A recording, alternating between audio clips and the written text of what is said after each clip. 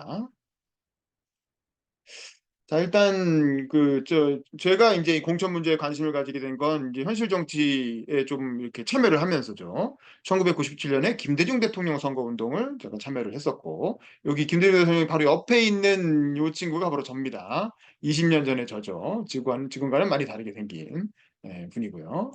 그다음에 이제 2002년에는 국민경선 대학생 모니터 활동을 하면서 우리나라의 그 새로운 국민경선이라는 제도가 처음 들어오는 과정을 내가 현장에서 지켜본 거죠. 이건 상당히 의미 있는 일이었고, 또 요 참여한 경험이 제 석사 논문 주제를 결정하게 되는 이유가 됐던 것이죠. 그래서 2002년에는 직접 노무현 대통령 선거운동까지 뛰어들었고, 그리고 뭐 시간이 훌쩍 지나서 2016년에는 문재인 대통령의 마크맨을 하면서 문재인 대통령이 또 후보가 되는 과정도 또 함께 지켜보면서 참여를 했죠.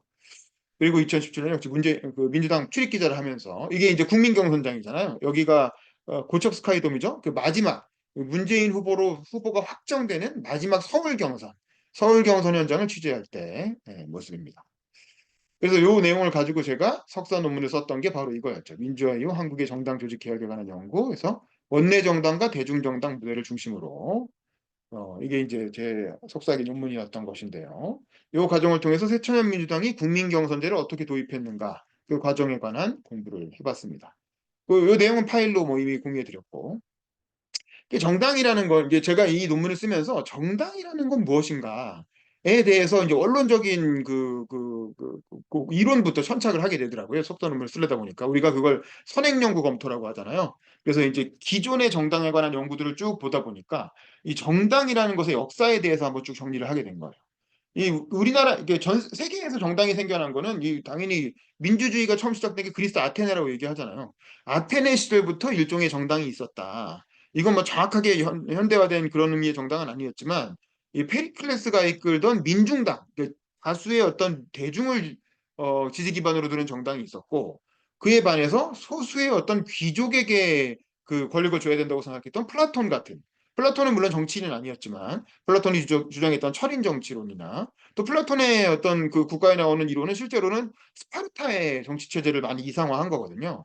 그런 어떤 소수의 엘리트가 나라를 다스려야 된다고 생각하는 어떤 귀족당적 이제 그 지향이 있는 거죠. 크게 보면 항상 이 두 가지 지향, 그러니까 다수의 대중에게 권력을 줄 것이냐, 아니면 소수의 엘리트에게 권력을 줄 것이냐, 이 두 가지가 되게 이제 민주사회에서는 부딪히는 정당의 큰 지향이라고 볼 수 있죠. 우리도 지금 더불어민주당과 국민의힘이 크게 보면 두 가지 그런 흐름이라고 할 수가 있겠죠.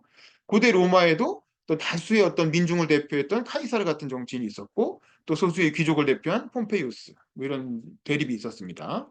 영국 같은 경우에도 근대 이제 의회 민주주의를 이제 발명했다고 하는 영국도 자유당의 글래드스턴, 또 보수당의 디즈레일 이렇게 되게 어떤 그 양당적인 대립, 어떤 다수를 지향하는 정당과 또 소수의 엘리트를 지향하는 정당 사이의 대립이 항상 있어 왔다. 이게 이제 결국에는 정당 간의 대립으로 나타나게 되는 거죠.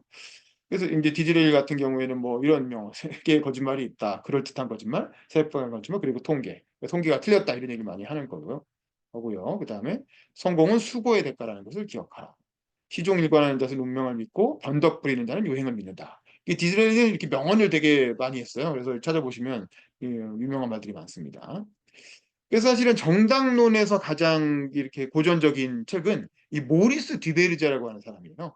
모리스 듀베르제라는 이 프랑스의 정치학자인데 이분이 그 프랑스에서 사회민주당 의원도 역임을 했고, 그리고 유명한 정당론이라는 책을 저술을 했습니다.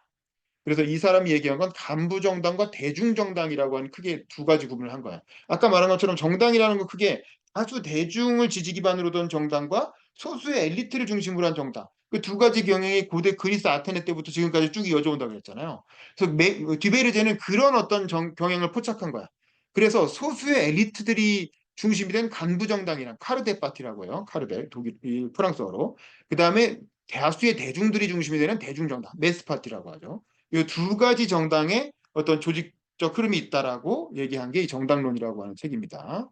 아, 그래서 그래서 이런 내용 중에서 이 듀베르제가 유명한 건 듀베르제의 법칙이라고 해서 이 단순 다수 대표제와 소선거구제가 결합되면 반드시 양당제가 나타나게 된다라고 하는 걸 이제 거의 뭐 정치학에서 흔치 않은 어떤 과학적 법칙으로 거의 뭐 어느 나라나 이 두 제도를 결합시키면 거의 다 양당제가 나오죠.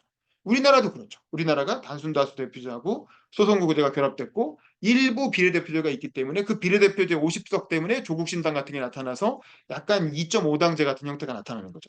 하지만 기본적으로 제도상으로는 우리는 양당제가 나오게끔 그 듀베르제 법칙에 따라서 구조화가 되어 있다라고 볼 수 있을 것 같아요. 그래서 간부정당이라는 건 뭐냐? 소수의 명망가 중심이고 아무래도 성향은 보수적이고 공천은 하향식으로 하는 경우가 많고 그다음에 이제 당내 기울이 다소 약하다. 그다음에 거액 소수 헌금. 그러니까 정치 자금을 어떻게 운영하냐면 원래 돈이 있는 명망가들이 자기가 돈을 내서 큰 돈을 소수가 내는 방식으로 운영한다는 거죠. 그다음에 영국으로 치면 자유당이나 보수당 같은 정당들이 간부 정당이었고 그에 비해서 대중정당이라는 건 다수의 당원 중심이고요. 성향은 진보 성향입니다. 그러니까 대중정당이 처음 만들어진 건 진보 정당이었어요. 이른바 보수 정당이 있을 때 그 보수 정당, 간부 정당 성격을 가진 보수 정당들에 대항하기 위해서 특히 사회민주주의자들 그리고 노동자들, 노동운동가들을 중심으로 만들어진 게 어떤 대중정당이고 대중정당은 일종의 진보 세력의 발명품입니다. 그래서 공천도 상향식으로 했고 왜냐하면 다수 당원들이 중심에 서 만들었기 때문에 공천을 상향식으로 할 수밖에 없었죠. 하향식으로 내리꽂으려고 그러면 당원들이 다 도망가 버렸겠죠. 당비도 안 내고 상향식으로 공천했기 때문에 이건 당내 기울이 굉장히 강했고 어, 그리고 소액 다수의 당비 그러니까 아주 적은 비용이지만 다수의 당원들이 내는 당비로 운영하는 정당입니다. 그리고 영국의 노동당이나 어떤 독일의 3인당 같은 정당들이 대표적인 대중정당이라고 할 수 있습니다. 자, 이렇게 해서 두 개의 정당 모델이 이제 현대사에 나타나게 되는데요. 이 특히 대중정당의 대표적인 인물이 그 페르디난드 라살이라고 하는 3인당 지도자인데 이분 같은 경우에는 이제 독일 에스페데 3인당을 창설한 사람이고요.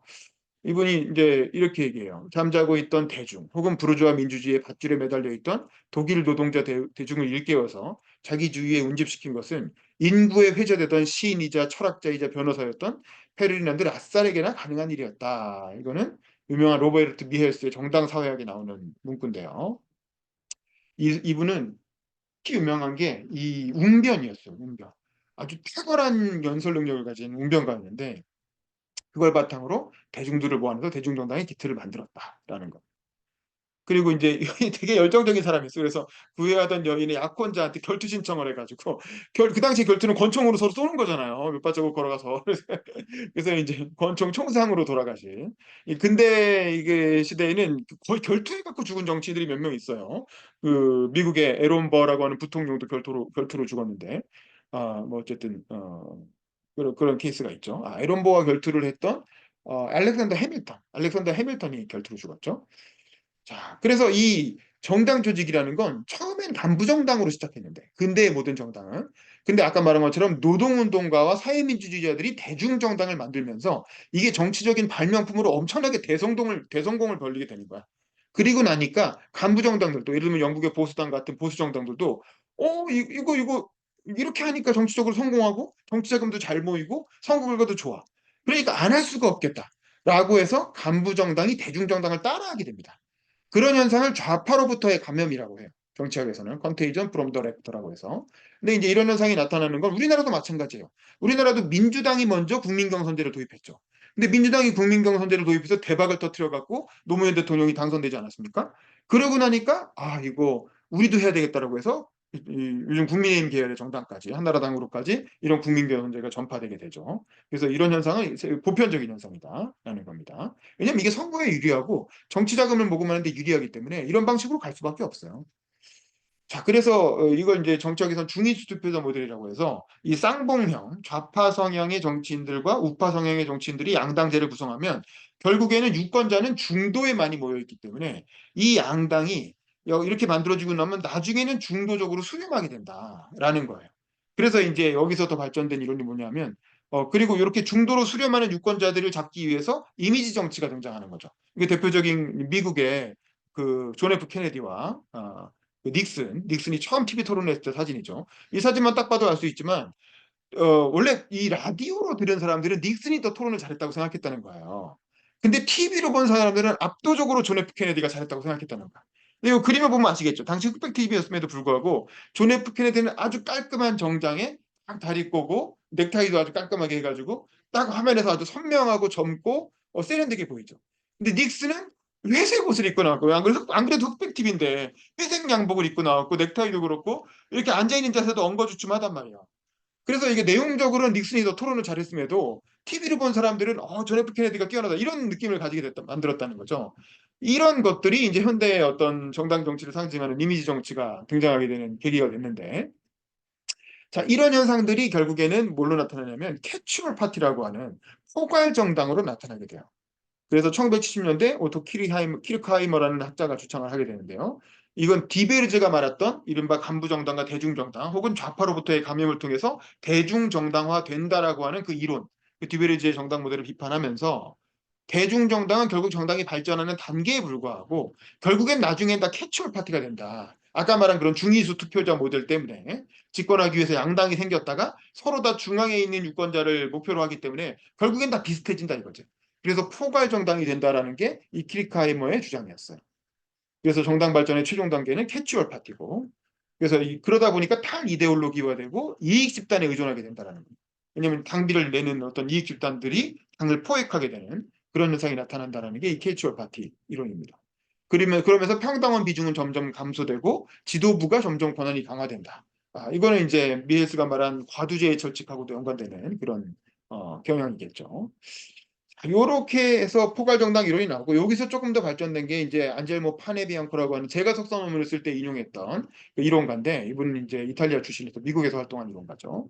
이분은 그 정당 모델을 두 가지로 선거 전문가 정당과 관료적 대중정당 이 두 개로 모델을 정리하는데, 이게 아까 말한 간부 정당과 대중 정당이 발전된 모델인 거야. 양쪽이 다 발전되는 거죠. 그래서 선거 전문가 정당은 미국의 국회의원 중심의 전문가 정당이고, 그다음에 이제 유권자는 그 정당에 대해서 굉장히 약한 충성심만 가진다는 거죠.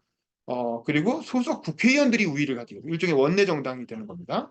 그다음에 이익 집단과 국고 보조금에서 운영되는 경향이 있고, 이익 집단들이 뭉텅이로 내는 돈, 그다음에 정부가 지원하는 국고 보조금 이런 걸로 운영되는 경향이 있다는 거죠.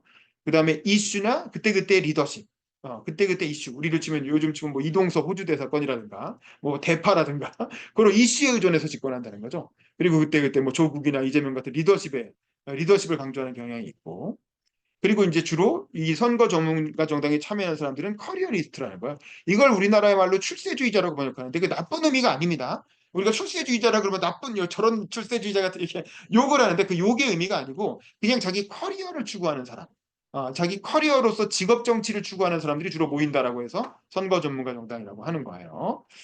자, 근데 그에 비해서 관료적 대중정당은 중앙당의 관료 중심이라는 거예요. 중앙당 평생 어떤 당 관료로 활동하는 사람들이 당의 어떤 리더십을 주게 되고, 그다음에 이 정당은 주로 당비를 내는 진성 당원들이 당의 어떤 강한 그 의사결정권을 가지게 되고 굉장히 강한 충성심을 가지게 된다는 거죠. 그다음에 이제 이 정당 조직이 국회의원들보다 정당 조직이 더 위에 서게 되고, 그다음에 이제 당원들이 소액으로 내는 당비, 이게 사실은 당 운영에 굉장히 강한 큰 포션을 차지한다는 거예요. 그다음에 이념이나 가치를, 그 정당이 추구하는 이념이나 가치를 강조하는 경향이 있고, 그다음에 여기는 빌리버, 신념가들이 주로 이 정당에 참여한다는 거죠. 그래서 일반적으로 선거 전문가 정당은 그래도 미국의 정당 모델을 흔히 얘기하는 거고, 관료적 대중 정당은 주로 유럽의 정당 모델, 유럽의 한민당, 노동당 같은 어떤 진보 성향의 유럽의 정당들을 주로 얘기하는 거예요. 이렇게 현대의 정당은 크게 두 가지 모델로 진화 발전하고 있다라는 게 이 파네비앙코라고 하는 사람의 이론이었습니다. 이거 80년대에 나온 이론인데 지금도 사실 파네비앙코를 넘어서는 뭐 정당 모델 이론이 아직 없어요. 이 이론 정도가 가장 최신의 이론이라고 할 수 있을 것 같아요. 그래서 제가 이걸로 석사 논문을 썼던 거죠.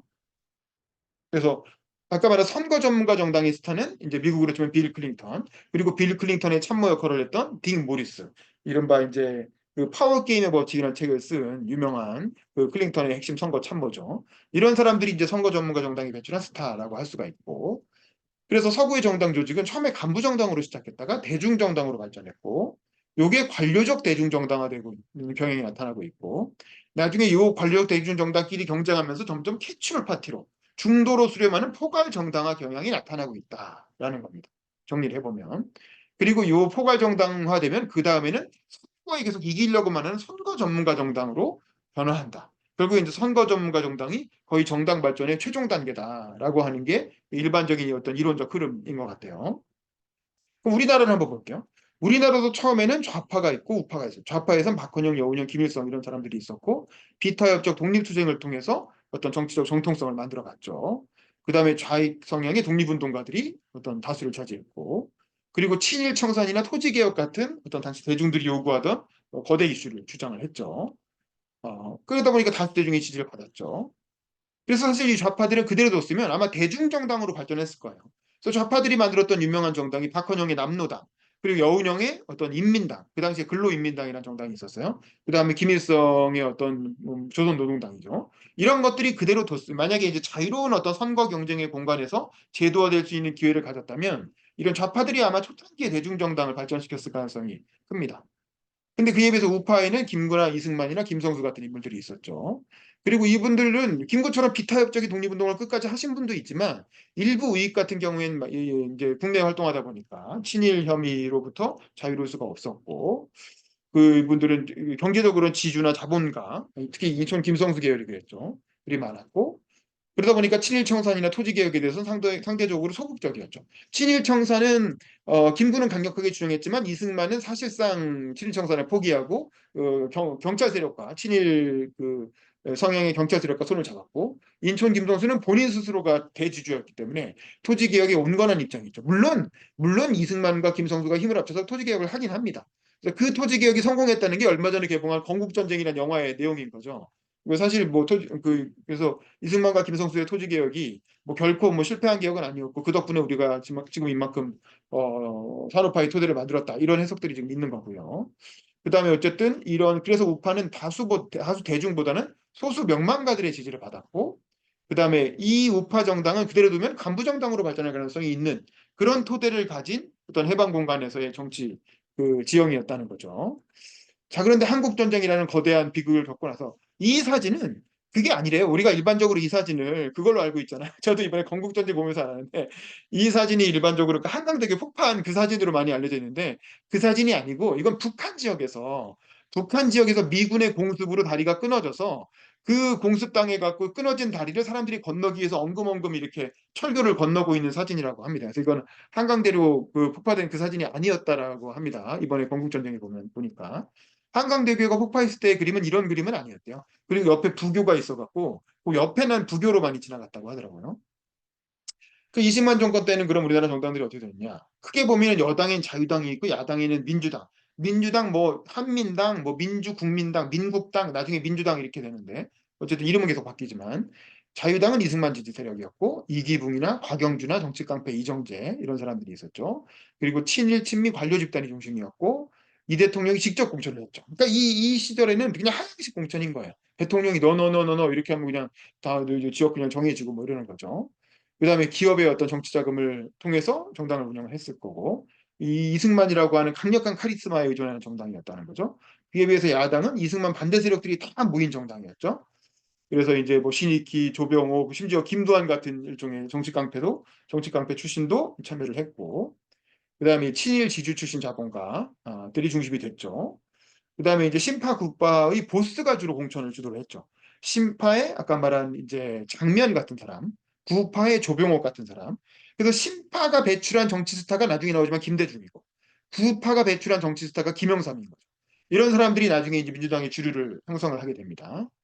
그다음에 이제 원래 부자들, 뭐, 뭐, 뭐 이런 사람, 주병욱도 그렇고, 뭐 윤보선도 그렇고, 뭐 다들 일제시대부터 아주 부잣집 아들들이었고, 원래 돈 많은 지주 가문들이었죠. 원래 부자들이었기 때문에 자기 돈으로 정치 자금을 이렇게 마련해서 쓴 사람들이죠. 그래서 이 정당은, 야당은 전형적인 간부 정당의 모습으로 우리나라가 이제 출발을 하게 됩니다. 근데 여기에서 좀 이상적인 건 조봉암의 진보당이죠. 이분은 이제 원래 공산당이었다가 이제 해방공간에 전향을 했고, 그다음에 이제 초대 농림부 장관을 역임했죠. 그래서 부분적으로 토지 개혁을 실시해서 굉장히 성공을 거둔 거죠. 그리고 1950년대 이승만에 맞서면서, 원래 이제 이승만이 임명한 농림부 장관이었는데 나중에 이승만과 틀어지면서 야당으로 돌아서죠. 그래서 50년대 혁신정당 건설에 나서게 되고, 그러다 보니까 근데 정치 자금은 아직은 이게 대중 조직을 만들지 못한 상태에서 혁신계 명망가들을 중심으로 정당을 만들다 보니까 정치 자금을 개인에게 의존하게 돼요. 그래서 주로 조봉암 개인이 정치 자금을 많이 부담을 합니다. 근데 이분도 뭐 사업가가 아니었으니까 여기저기서 후원자들한테 돈을 받았는데, 그게 탈이 나서 결국엔 진보당 사건으로 돌아가시게 되죠.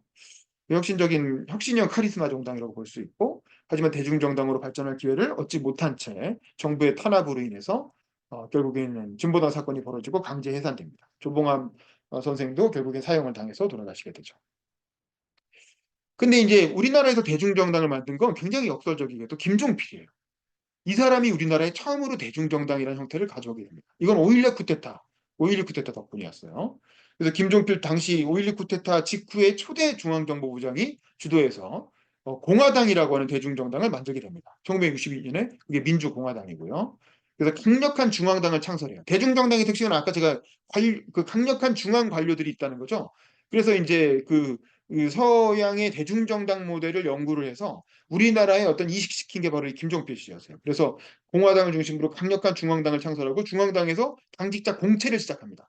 그전에는 뭐 당직자 공채라는 게 없었어요. 그냥 명사들이 데리고 온 사람들이 한 명씩 꽂아 놓으면 그냥 그게 얼기설기 당이 되는 거였는데 이때부터 일기 이기 해가지고 공화당이 이제 공채로 당직자를 뽑는 이제 그런 전통을 만들게 되고 그래서 전국적으로 지구당도 건설을 해서 지구당이 전국에 있지 않으면 아예 창당이 안 되게끔 정당법을 그렇게 바꿔버리죠. 그래서 정당 설립의 기준을 굉장히 높입니다. 그래서 중앙당이 인사와 재정을 장악하고 그리고 원내 정당과 원외 정당을 이원 조직합니다. 그래서 원내도 지도부가 있고 원내 대표님은 이 당시 원내 총무라고 불렀죠. 그리고 원외에 또 당 총재가 따로 있고 이렇게 해서 이제 원내 원외 이원 조직. 지금도 당 대표 따로 있고 원내 대표 따로 있잖아요. 이런 형태가 사실 김종필이 만든 공화당부터 시작이 됐다라는 거예요. 그래서 중앙당이 원내 의원들을 압도하는. 왜냐하면 중앙당이 더 공천을 했으니까 이 당시 공화당이라는 것도 결국에는 대통령이 다 공천하는 거잖아요. 그러니까 이제 중앙당이 결정하면 원내 의원들은 그냥 독일 병정처럼 따라갈 수밖에 없는 그런 형태의 어떤 대중정당의 외형을 갖고 있는 그래서 제가 커사이 메스파티 유사 대중정당이라고 하는 거예요. 그리고 공천은 당연히 하향식으로 하죠. 그러니까 대중정당은 원래 상향식 공천을 하는 게 모델상 맞는데 그러지 않고 그 껍데기는 대중정당처럼 만들어 놓고 실제로 공천은 대통령이 하향식으로 내리꽂는 이제 그런 식의 공천을 한 겁니다.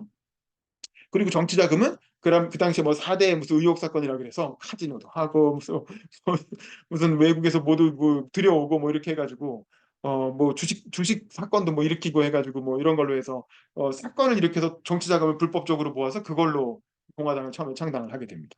요 얘기는 우리 김종필 씨가 쓴 김종필 증언록이라는 그 중앙일보에 연재한 회고록에 보면 잘 나와 있죠. 그리고 이제 야당 같은 경우에는 아까 말했던 간부 정당이 카리스마 정당으로 발전하는데 그 야당의 두 스타, 구파가 배출한 김영선과 신파가 배출한 김대중이 각각 통일민주당과 평화민주당이라는 두 개의 민주당을 발전시켜 나갑니다. 70년대까지는 신민당으로 묶여 있다가 80년대에 이제 대권 경쟁이 시작되면서 두 개의 민주당이 생겨나게 되죠. 자기 이런 카리스마 정당, 야당의 특징은 뭐였냐? 이 카리스마적 총재, 김영삼이나 김대중, YS나 DJ가 존재했다는 거고, 그리고 이 총재들을 절대적으로 충성하는 가신 그룹이 존재했다는 거죠. 그래서 YS의 어떤 상도 동계, DJ의 동교 동계, 여기에 이제 나중에 김종필은 청부 동계 뭐 이런 것도 있었죠. 그러니까 이 가신 그룹이 중요한 건, 그러니까 이 시절에 야당 정치를 한다는 건 김영삼이나 김대중의 가신이 된다는 거예요.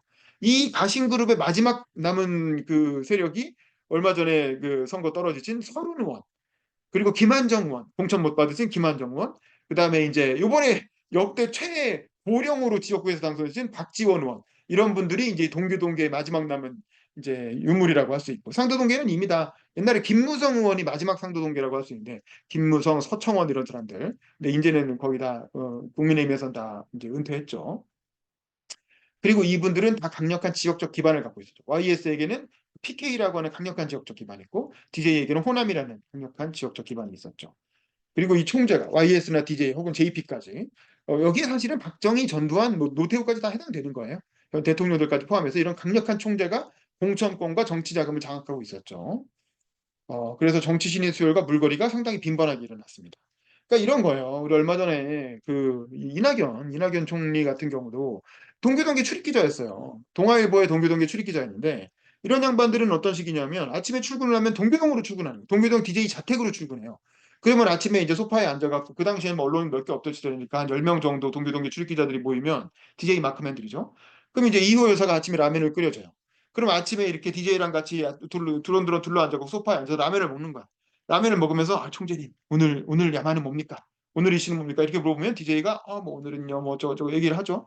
그렇게 얘기해가지고 몇 년을 쫓아다니다 보면 총재와 기자들의 관계가 아주 친해집니다. 왜냐면 아침마다 같이 라면 먹고 하루 종일 같이 있으니까.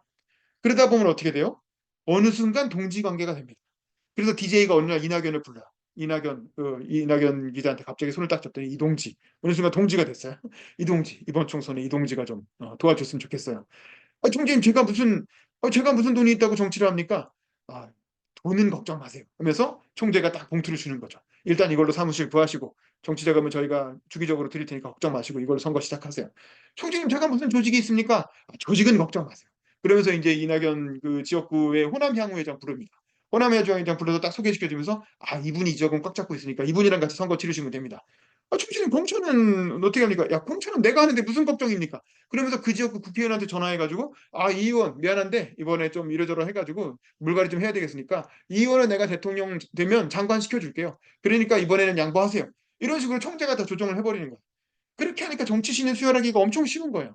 그래서 매년 선거를 할 때마다 거의 한 50%가 빈번하게 이제 교체되는 그런 형태의 어떤 정치 제도를 가지게 되었다. 그게 카리스마 정당의 특징입니다. 그래서 이낙연 같은 사람이 평생 한 번도 자기 힘으로 당선된 사람이 적이 없는 거예요. 이낙연 씨는. 이번 선거에 처음으로 자기 힘으로 당선되려고 도전했다가 결국 말도 안 되게 뭐 8대 2 정도로 떨어졌죠. 그러니까 항상 이렇게 어떤 총재의 힘에 기대서 호남에서 삼선하고 또 호남에서 전남 도지사하고 문재인 대통령이 시켜줘서 총리하고 그렇게 꽃길만 걷다 보니까 자기 스스로의 어떤 자생력이 없는 정치인이 됐던 거죠. 그게 이제 카리스마 정당이 만들어낸 정치인들의 어떤 안타까운 모습이었고, 그러다 보니까 이런 정당에서는 당원이라는 게 필요가 없는 거예요. 그래서 옛날만 해도 민주당에 종이당원이란 말, 종이당원, 허수당원 이런 게 엄청나게 많았어요. 실제로 당원은 몇십만 명이라고 하는데 당비 내는 당원은 한 명도 없고, 당신 당원입니까? 물어보면 내가 언제 그런 당선 했겠다 그래요? 이러면서 화들짝 놀래고 이런 일들이 많았어요. 왜냐하면 실제로 당원도 아닌 사람들 이름만 빌려가지고 막 이렇게 당원 가입시키고 뭐 이런 경향들이 많이 있었죠. 왜냐하면 실제로는 대중정당이 아닌데 법적으로 아까 김종필이 만들어 놓은 그 제도 때문에 법적으로 당원이 많아야, 예를 들면 5개 전국에 어떤 지부가 있고 5천 명 이상의 당원들이 가입해야만 정당 등록을 받아줬기 때문에 본의 아니게 이 종이당원, 허수당원들이 다수가 존재하는 그런 형태의 어떤 그 위 상층부는 굉장히 강력하지만 하층부는 굉장히 허약한 그런 게 바로 카리스마 정당의 특징이었다라는 겁니다. 그러면 이 카리스마 정당들이 이제 사라졌잖아요. 그 이후에 어떻게 됐느냐? 일단 김영삼, 김대중, 김종필이 정계 은퇴를 하면서 당내 민주화요구가 분출을 하게 됐죠. 그러면서 천정배, 신기남, 뭐 정동영 이런 사람들, 정동영 이번에 또 다시 당선됐죠. 그래서 올드보이의 귀환인데 이런 사람들이 이른바 쇄신운동, 정풍운동이라는 걸 2002년에 벌입니다. 그리고 그 과정에서 정치 자금을 투명화하기 위한 선거 공영제 그리고 국고 보조금 이런 제도들이 들어오게 돼요. 그러니까 이전에는 정치 자금을 이 삼김에게 의존했다면 삼김이 기업들로부터 몰래 받는 이 뒷돈 이거에 의존해서 선거를 치렀다면, 그래서 우리 얼마 전에 재벌집 막내 아들이라는 드라마 보면 이 삼김 씨한테 다 엄청난 정치 자금을 삼성이 갖다 바치는 얘기가 드라마에 나오잖아요. 근데 이렇게 하다 보니까 정치가 너무 부정부패가 심하고 이 정경유착이 심해지니까 그걸 끊기 위해서 2002년에, 이건 노무현 대통령 임기 첫 해에 있었던 그 제도 변화였고 이건 그 정치개혁 업적이에요. 그래서 여야가 합의해서 통과시킨 건데, 그러면서 선거공제와 국고보조금을 강력하게 집어넣는 이런 방식의 어떤 현대 정치 구조가 만들어지는데, 그러니까 이것도 이제는 좀 고쳐야죠. 이것 때문에 사실 노회찬 의원 같은 분이 돌아가셨죠. 너무 엄격하게 하다 보니까 사실 정치 현실을 무시하고. 그리고 또 상향식 공천제가 2000년에 처음 도입이 됩니다. 그게 국민경선제였던 거고, 그러면서 계파 정치가 일상화되죠. 그래서 친박, 친이, 친노, 요즘은 이제 친명, 뭐 이런 것들이 또 친윤, 뭐 찐윤, 뭐 이제 이런 것들이 나오게 되죠. 그럼 우리나라에서는 우리나라에서도 이 정당이 발전하는 과정에서 두 가지 모델이 나타나게 되는 거야. 그래서 미국식 원내 정당은 원내 국회의원 중심이고 의원의 리더십이나 전문성이 중요하고 일반 유권자가 공천에 참여하고, 그래서 국민경선제를 도입하게 되고 또 이익단체의 후원이나 국고보조금으로 운영되고 또 정당 조직은 약화된 형태고, 그다음에 부작용은 그러다 보니까 계파 정치가 활성화된다는 거죠. 근데 비해서 유럽식 대중정당은 원외 당원 중심이고, 근데 당의 가치나 이념을 중시하고 진성 당원이 공천에 참여하고, 그리고 당원 경선제가 도입이 되고, 그다음에 소액 다수의 당비를 납부하고 정당 조직이 강화되고, 근데 부작용은 조국 세력 침투다. 이게 뭐냐면 그 미국식 원내 정당의 발전 모델은 더불어민주당이라고 할 수 있고, 유럽식 대중정당의 발전 모델은 정의당인 거예요. 그러니까 민주노동당, 나중에 정의당. 요게 일종의 유럽식 대중정당 모델이라고 할 수 있는데, 민주노동당이 이제 그 NL 그 경기동부연합이라고 하는 종북 세력이 침투해서 결국 통진당으로 바뀌면서 결국에는 이제 그 해산을 당하게 되죠.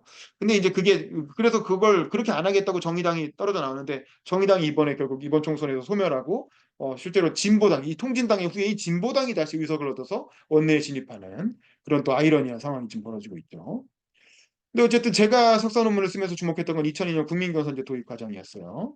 이 당시에 이제 새천년 민주당에서 이 새천년 민주당의 어떤 국민경선을 도입을 주도했던 게 서른 의원하고 김민석 의원 이런 사람이에요. 그 김민석 의원은 이번에 사선 고지에 올라갔고 서른 의원은 아쉽게도 이번에 낙선을 하셨죠. 이게 총재직을 폐지하고 김대중이 은퇴하고 나니까 카리스마 정당에서 탈피할 수밖에 없었던 거야. 이거는 강요된 탈피예요. 김대중이 은퇴하면서 어쩔 수 없이 카리스마 정당을 끝내게 된 거죠. 그러면서 어떻게 해야 될까 고민하다가 이 새천년 민주당에서 김민석 의원이나 이런 사람들이 미국으로 갑니다. 미국으로 가서 미국 민주당의 오픈 프라이머리라고 하는 제도를 연구를 해요. 그래서 그걸 가지고 우리나라에 도입한 게 이 국민경선제고, 그래서 당원과 국민이 5대 5의 비율로 참여하는, 당신과 민심을 5대 5로 반영시키는 그런 제도를 도입을 하게 됩니다. 그래서 인터넷으로 예비 경선을 도입하되, 다만 인터넷 경선은 전체의 5%만. 그러니까 요즘은 우리가 거의 다 ALS 여론조사로 거의 100%다 투표를 하잖아요. 근데 이때만 해도 이 인터넷을 통해서 경선에 참여한다는 건 굉장히 이상하게 생각했기 때문에, 경선은 당연히 오프라인도 모여서 해야지. 그래서 당원과 국민은 다 현장에서 모여서 현장 경선을 보고, 그래서 이제 노무현 대통령이 명연설을 했던 그게 현장 경선이에요. 그리고 그 인터넷으로 참여하는 사람 전체의 5%만 실험적으로 반영을 했다는 거죠. 그리고 의원총회에서 최종 의결을 해서 원내 정당을 강화하는 방향으로 반영을 하게 됩니다. 그리고 중앙당의 권한을 축소하고 원내 정당을 강화하면서 원내 총무라는 걸 없애고 원내 대표라고 해서 원내 대표를 당 대표와 거의 동등한 수준의 투톱으로 이렇게 올려주게 되죠. 근데 이제 결국에는 투톱이라고 하긴 했는데, 실제로 보면 지금 우리 민주당의 홍익표 의원 같은 경우도 지난번 공천 과정에서 좀 이렇게 다른 목소리를 좀 냈잖아요. 근데 이제 이재명 대표한테 잽도 안 되잖아요. 원내 대표라고 하지만 사실상 우리나라는 여전히 그 당 대표의 그 힘이 굉장히 강하죠. 자, 그다음에 비례대표까지도 상향식으로 공천하자라고 이렇게 그 당원 당규로 의결을 했는데, 이거는 결국에는 당시엔 실시가 안 됐고, 언제 했냐면 이번 말고 지난번 총선 때 그 더불어민주당이 더불어시민당에 보낼 후보를 뽑을 때, 그때 이제 대의원들을 중심으로 1차 투표, 중앙위원들이 2차 투표 이렇게 해서 상향식 공천을 처음 해봤죠. 근데 아쉽게도 이번 공천에는 그 지난번에 그렇게 한 벌레가 있음에도 불구하고 이번 공천에는 중앙위원회에 의한 어떤 상향식 공천을 하지 않고 그냥 전략공천위원회에서 이제 소수의 공관위원들이 꽁짝꽁짝 해가지고 그냥 이렇게 후보를 정해버리는, 과거로 회귀하는, 하향식으로 회귀하는 방식으로 비례대표 공천 방식이 후퇴해버렸죠. 이것도 상당히 아쉬운 부분인데, 이게 별로 아무도 지적을 안 해요. 이거 상당히 굉장히 중요한 변화인데도 별로 언론도 관심 없고 좀 안타깝죠. 그리고 당 재정 운영을 투명화하기로 했는데 그것도 뭐 요즘 잘 모르겠어요. 그래서 이제 국민경선제가 도입돼서 김민석, 서른동이 미국 민주당 사례 연구했고 오픈 프라이머리 도입했고 5%만 반영했고 16개 시도를 순회 경선하면서 2달간 전국을 돌았죠. 그래서 선거인단이 현장에서 투표했다는 거예요. 현장에서 투표했기 때문에 노무현 같은 사람이 연설로 사실은 현장의 분위기를 좀 뒤집을 수가 있었던 거예요. 물론 상대 후보였던 이인재 후보도 굉장히 연설을 잘하는 걸로 유명한 정치인이었죠. 그리고 이제 특히 광주 경선에서 노무현이 승리하면서 이인재 대세론이 붕괴하게 되죠. 그리고 그런데 아쉽게도 당선이 됐는데 경선 후에 노무현 대통령이 김영삼을 찾아가서 이른바 민주 대연합을 해보겠다고 김영삼을 찾아가서 김영삼 시계 보여주면서 이렇게 그 제스처를 한 게 오히려 역풍이 불어갖고 지지율이 하락하게 되고, 그래서 결국엔 이게 그 정몽준하고 후보를 다시 뽑아야 되겠다라고 하다가 시간이 없으니까 급하게 여론조사를 돌려서 단일화하는, 여론조사 단일화로 이제 결국에는 국민경선제 대장정이 마무리됩니다. 물론 여론조사 결과 다시 노무현이 후보가 돼가지고 결국 대통령이 당선됐지만, 제가 다른 강의에서도 말씀드렸지만 이때 했던 여론조사 단일화 때문에 여론조사로 후보를 뽑을 수도 있구나, 이렇게 뽑는 게 오히려 간단하고 그리고 더 결과적으로 대선에서도 이기네, 그러면서 여론조사가 우리나라의 어떤 경선 제도에 쫙 이렇게 도입되는 그런 어떤 일종의 판도라의 상자를 여는 그런 계기가 됐던 거죠. 그래서 이제 여론조사 경선 이런 식의 경선 제도가 됐죠. 그럼 ARS 경선은 그러면서 우리나라에서 ARS 여론조사 경선이 일반화가 되는데, 이제 최근에는 아예 100% 모바일 투표로, 뭐 힘들게 뭐하러 왔다 갔다 하냐. 그래서 지금까지도 지난번 경선 때도 다 100% 모바일 투표로 진행됐죠. 현장에 모여서 뭐 연설하고 이런 거 없었잖아요. 국회의원 선거 보시면. 그래서 전화 여론조사로 경선을 실시하고 여론조사 비용은 후보들이 부담한다는, 이것도 되게 웃긴 거죠. 옛날에 오프라인 경선할 때 후보들한테 그 경선장 대관료 내라고 안 했잖아요. 당이 알아서 경선장 만들고 후보들은 가서 연설만 하면 됐다고. 근데 여론조사 경선이 들어오면서 여러분도 아마 다 경선해 보신 분들은 다 경험하셨을 거예요. 예를 들면 한 지역구의 경선 비용이 뭐 1,000만 원이다. 그러면 후보가 2명 나오면 500만 원씩 니네가 부담해 이러는 거예요. 1,500만 원이면 500, 500, 후보 3명이면 500, 3명이 n분의 1 하는 거고. 그러면서 희한하게 경선 비용을 후보들한테 부담시키는 게 너무 당연한 게 됐어요. 근데 이런 식 이런 식으로 경선 비용을 후보들한테 부담시키는 나라가 있나? 저는 이건 되게 특이한 우리나라만의 어떤 이상한 관행이라고 보고, 이건 정당들이 사실 갑질하는 거지. 정당들이 후보들한테 갑질하는 거고. 그다음에 이제 이러다 보니까 여론조사 경선에서는 특히 노무현 정부 참여정부에 참여했다라는 직함이 굉장히 프리미엄을 가지면서 특히 지난 총선이나 지난 지방선거 때는 지지난 굉장히 큰 효과를 발휘하게 되죠. 그리고 현장 연설을 할 필요가 없어져. 당원이 필요 없는 정당이 됐죠. 당원 뭐 못하러 필요합니까? 그냥 ALS 여론조사 돌리면 되는데, 안심번호로 추출해갖고 ALS 여론조사 돌리면 되는데, 사실상 당원이 필요 없는 정당이 되는 거예요. ALS 여론조사로 가면서. 그러니까 당원 관리도 안 하죠. 그리고 이제 좀 시간을 뛰어넘어 제가 취재했던 2017년 더불어민주당 국민경선 같은 경우에는 친문 성향 지도부가 패권이 관철됐고, 그다음에 당원과 비당원 모두 1인 1표였고, 그러니까 당원이든 비당원이든 상관없는 거예요. 왜냐면 다 똑같이 1인 1표니까 뭐 당원비 낼 필요도 없는 거죠. 결국 대선 경선에서는. 그리고 당원 대의원이 19만 명이었고 일반 국민이 195만 명. 그러니까 무려 거의 200만 명 이상이 참여를 했어요. 또 ALS 여론조사는 이미 해놓고 이 지역 순회 경선을 하긴 했는데 이미 ALS로 수백만 명이 참여한 뒤에 그 다음에 지역 순회 경선을 했기 때문에 사실 현장에서의 경선은 별로 의미가 없었어요. 현장 경선은 마지막에 현장에서 투표하는 대의원 몇천 명을 위해서 하는 건데 그 전에 이미 여론조사로 승패는 나 있어. 다 알고 있어. 그러면서 그냥 세리머니만 하는 그런 경선이었던 거죠. 그리고 평일 현장 투표는 조직된 대의원만 참여할 수 있었고, 그리고 이 현장 경선 현장의 연설이나 응원전도 엄청 치열하게 하긴 했거든요. 저도 그때 취재했는데 뭐 문재인, 뭐 이재명, 뭐 안희정, 뭐 엄청나게 연설도 쏟아내고 응원전도 했지만 다 무의미한 퍼포먼스에 불과했어요. 왜냐하면 이미 여론조사로 200만 명이 투표한 상황에서 현장에서 몇천 명이 응원전 하는 게 무슨 의미가 있습니까? 거기서 몇천 명 투표해봤자 이미 대선은 결정돼 있는 거죠. 그래서 어대문, 어차피 대통령은 문재인이다. 뭐 이런 말이 나왔던 거죠. 그리고 역동성도 없고 컨벤션 효과도 없고 여론조사대로 그대로 그냥 결론이 나오는. 그래서 이제 그 현장 경선에서 뭐 결과가 뒤집히거나 역전이 일어나거나 이런 일은 전혀 있을 수가 없는 그런 형태의 어떤 김 빠진 국민 경선이 되게 된 거죠. 그래서 결국 2017년 경선의 교훈은 이 민주주의라는 건 불확실성을 제도화하는 것인데 현장 경선의 역동성이 반영이 돼야 된다는 거죠. 그래서 국민들이 참여할 수 있는 몫을 남겨둬야 되고 또 지지의 강도. 그러니까 이제 현장에 찾아와서 열심히 거기서 연설하고 응원하는 사람들의 어떤 강도도 반영을 해야 되는 거 아니냐. 그리고 경선 이렇게 평일에 하면 일반 대중들 참여할 수 없으니까 가급적 주말에 2002년 당시처럼 주말에 해야 된다. 그리고 국회의원이나 지방의원 경선은 각각 당원들의 몫에 맡겨야 되는 게 아니냐. 그리고 ARS는 여론조사 양보야. 이거 뭐냐면 ARS 갖고 경선하지 마라. ARS는 여론조사, 요즘은 여론조사 업계에서도 ARS로 한 여론조사는 이 신뢰도가 떨어진다고 잘 안 쓰는 분위기거든요. 근데 이걸 가지고 공천을 한다는 게 말이 되느냐. 이제 뭐 제가 그런 얘기를 했던 겁니다. 그래서 해법은 대중정당적 특성을 강화해야 된다. 그리고 제대로 된 당원본부를 만들어야 된다. 그리고 당비 내는 당원에게 좀 더 우대가 가야 된다. 그리고 당원 중에서 리더를 발굴해야 된다. 그리고 당원 대상 정치 교육이 필요하다. 그리고 진성 당원에게 경선시 가중치를 부여해야 된다. 그다음에 지구당을 북카페화 만들어서 생활 정치를 강화해야 된다.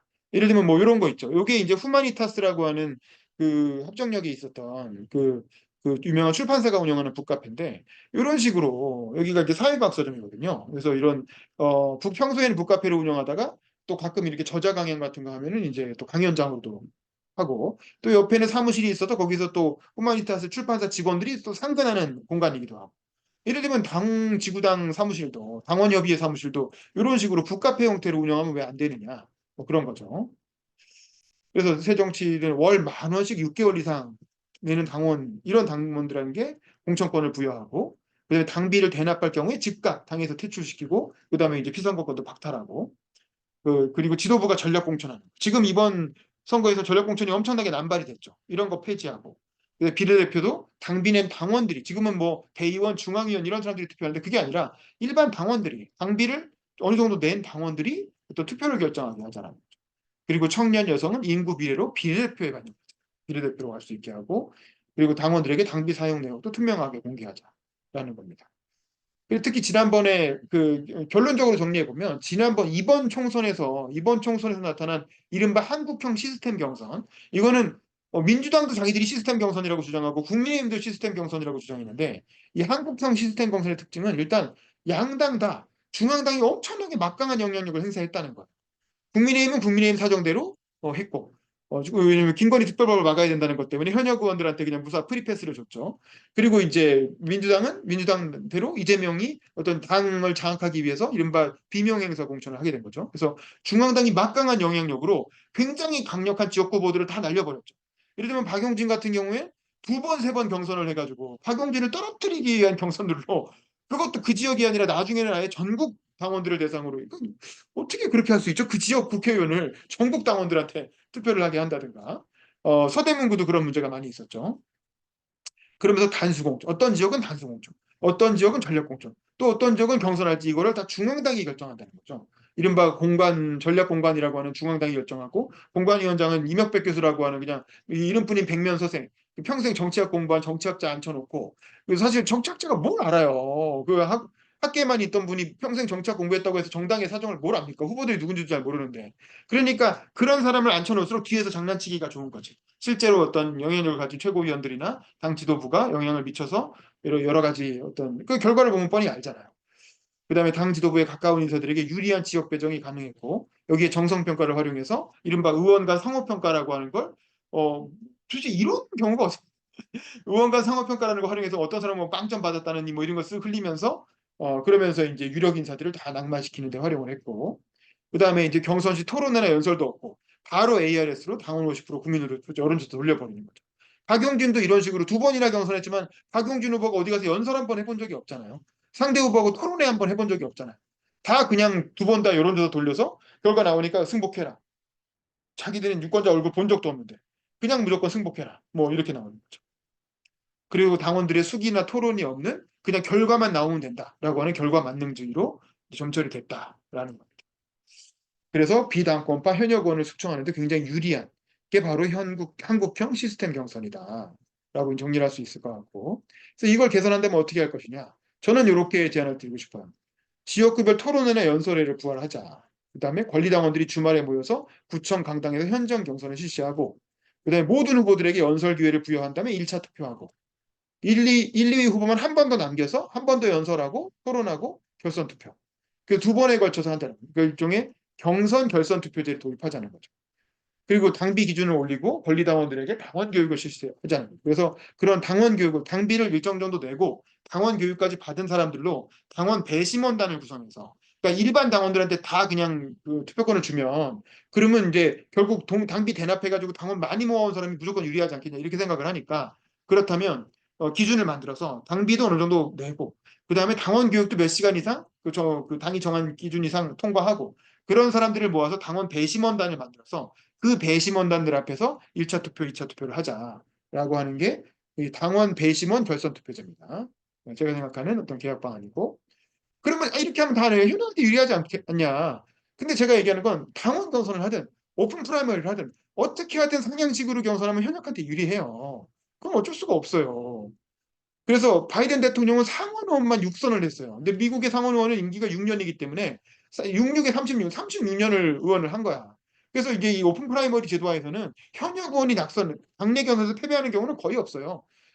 현역 의원이 패배하는 거는 실제 본선에서 패배하는 거지. 경합주 같은 데서 상대당한테 패배하는 경우는 있어도 당내에서 패배하는 경우는 거의 없습니다. 그래서 현역이 죽거나 은퇴하지 않는 한 사실상 교체가 불가능한데, 제가 보기엔 뭐 어떠냐라는 거야. 왜냐면 초선 위주의 국회라는 건 결국 이 국회의 목표는 행정부를 감시하는 거잖아요. 행정부를 감시하고 견제하는 건데, 아무래도 초선 의원 위주로 구성된 국회는 행정부에 비해서 전문성이 약할 수밖에 없다는 거죠. 그래서 제왕적 대통령을 견제하기 위해서는 거물 정치인들이 또 국회에 많이 우글우글 하면서 사실 대통령을 견제할 수 있는 전문성을 가질 필요가 있지 않냐. 예를 들면 우리가 국회의원 되면 상임위를 들어가잖아요. 그럼 국회의원은 보좌진이 기껏해야 7, 8명, 9명밖에 안 되는데, 한 상임위에서 담당하는 부처는 직원이 적어도 1,000명, 2,000명씩 한단 말이에요.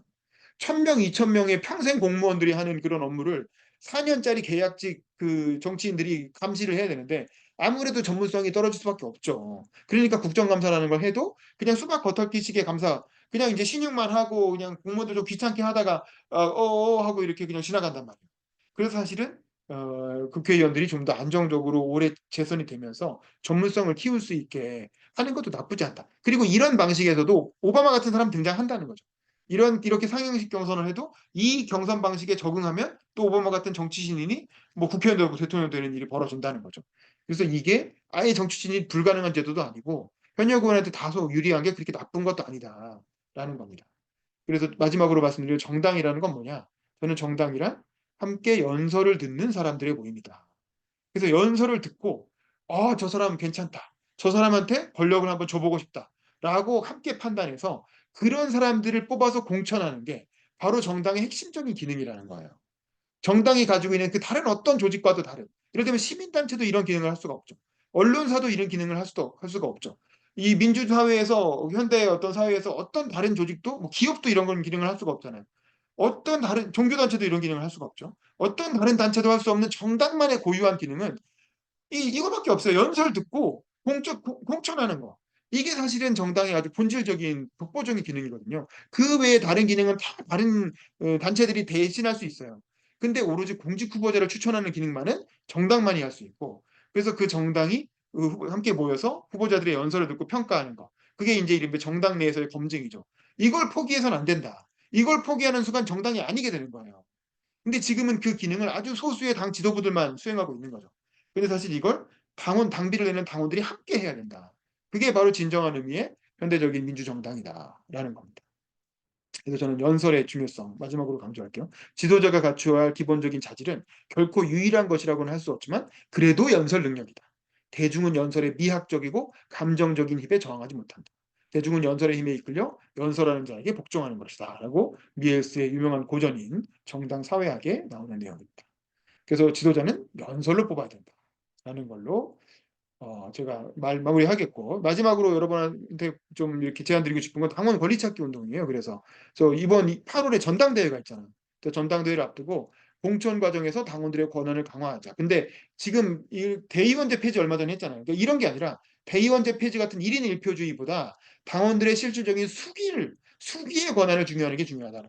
권한이 중요하다. 그래서 공천 과정에서 당원 토론회 연설회가 필수적으로 돼야 되고, 재정을 더 투명하게 공개해야 되고, 당원 가입하면 환영 행사, 당원들의 의무 교육을 확대해야 되고, 그래서 체계적인 당원 관리로 탈당률을 줄여야 된다. 지금은 알다시피 민주당 홈페이지 들어가면 제일 위에 팝업창에 뜨는 게 탈당하는 법 안내예요. 왜냐면 하도 이렇게 권리당원들을 투표 때 왕창 모아갖고 데리고 들어왔다가 투표 끝나면 이제 나 투표 끝났으니까 다 우르르 탈당하고, 내가 지지한 후보가 낙선해버리면 다 우르르 탈당하고, 이런 일이 워낙 많으니까 입당도 많이 하지만 탈당도 엄청나게 많이 한다는 거죠. 그리고 당비도 월 1,000원밖에 안 되니까. 그래서 체계적으로 당원 관리를 해서 이렇게 한 번 당에 들어온 사람들이 탈당하지 않게끔 잘 관리해 나가는 그런 게 필요하고, 그걸 누가 해야 되느냐?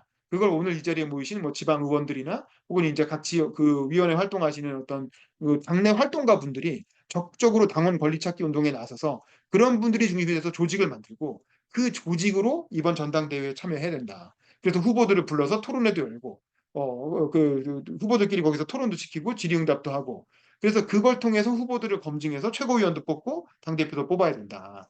그래야 이런 어떤 당원들의 권리를 찾는데 조금 더 다가갈 수 있지 않겠느냐. 라는 걸로 제 말씀은 마치도록 하겠습니다.